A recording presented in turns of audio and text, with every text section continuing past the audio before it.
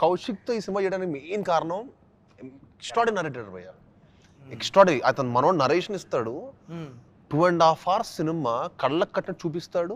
ఇంకోటి అసలు మళ్ళీ లీవ్ కూడా అవ్వడు.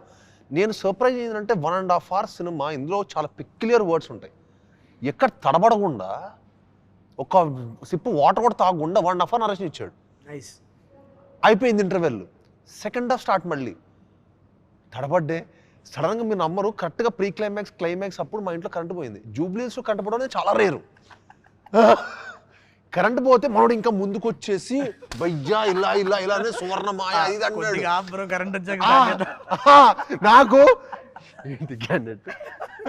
నాకు మనోడు డెడికేషన్ ఎక్కడ నచ్చిందంటే, నేను టైసన్ నాయుడు షూటింగ్లో కలిసాడు నన్ను. నేను రేపు నెక్స్ట్ డే యూఎస్ వెళ్తున్నాను. సో నెక్స్ట్ డే యూఎస్ వెళ్తున్నాను బ్రదర్, వచ్చాక వింటాను మీరు నరేషన్ అన్న. ఇంకా 20 రోజులు నాతో ఫాలోఅప్లో ఉన్నాడు.